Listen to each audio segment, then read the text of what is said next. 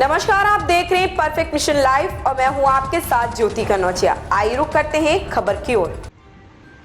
भाजपा ने पूर्व सांसद रमाकांत यादव के बेटे को दिया एमएलसी का टिकट। भारतीय जनता पार्टी ने आजमगढ़ मऊ से विधान परिषद के चुनाव को देखते हुए समाजवादी पार्टी के वर्तमान विधायक व पूर्व सांसद यादव के बेटे को फूलपुर पवई से भाजपा के पूर्व विधायक रहे अरुण कांत यादव को अपना प्रत्याशी बनाकर टिकट देकर रण के मैदान में उतारा है।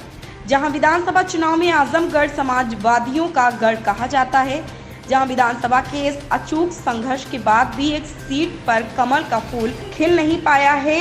विधान परिषद के चुनाव में तमाम लोग दावेदारी करते रहे, मगर किसी को भारतीय जनता पार्टी टिकट नहीं दिया।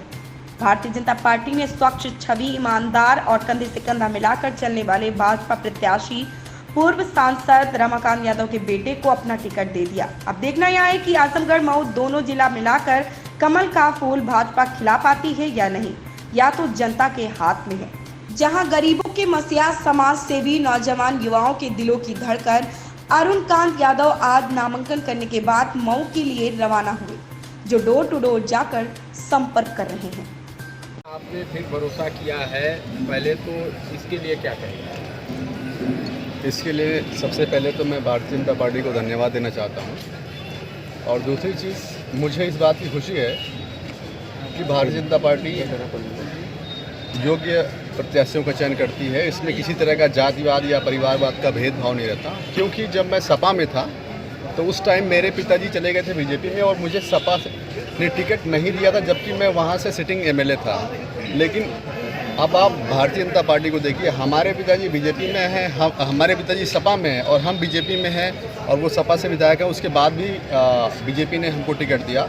इससे साफ साफ झलकता है कि भारतीय जनता पार्टी बिल्कुल जो असली समाजवाद है वो भारतीय जनता पार्टी के अंदर है। आजमगढ़ ने जो मैंडेट दिया समाजवादी पार्टी को दिया, अब ऐसे में आप भारतीय जनता पार्टी का नेतृत्व कैसे अपने समर्थकों को या अपने वोट को आप इकट्ठा करेंगे और पार्टी को कैसे मजबूत करेंगे? वैसे मैं आपको एक चीज़ बताना चाह रहा हूँ, शायद इससे पहले इतनी बड़ी संख्या में मुसलमान भाई कभी भारतीय जनता पार्टी कार्यालय पर न गए हों। तो जो ये चुनाव है, इस चुनाव में आजमगढ़ के सभी धर्म, सभी जातियों के लोग एकजुट होकर के भारतीय जनता पार्टी को वोट कर रहे हैं। इसके लिए मैं उन सभी लोगों को धन्यवाद देना चाहता हूँ। पिताजी आपकी सीट पे काफ़ी जो है, आपने भी इस तरीके से विरोध नहीं किया, उसमें सामने आए, उसको लेके काफ़ी चर्चा है और एक ही आंगन से अब दोनों चीज़ें चलेंगी, किस तरीके से? श्रीमान, यही तो लोकतंत्र की खूबसूरती है कि हम एक सबकी विचारधाराएं अपनी बिल्कुल स्वतंत्र हैं। हमें किसी भी तरह का हमारे परिवार की तरफ से कोई दबाव नहीं है, ना हमारा दबाव हमारे परिवार के ऊपर है। जो उनकी विचारधारा वो वैसे काम करेंगे, जो हमें सही लगता है वो हम करेंगे, और मुझे लगता है कि यही सही है। पिताजी से आशीर्वाद लिए? हाँ बिल्कुल, क्योंकि आपके पिताजी का बयान था पिछले विधानसभा चुनाव में कि बेटा मेरा है तो मेरे साथ है, और जबकि आप भाजपा से एमएलसी का चुनाव लड़ रहे हैं, तो क्या पिताजी आपके साथ हैं?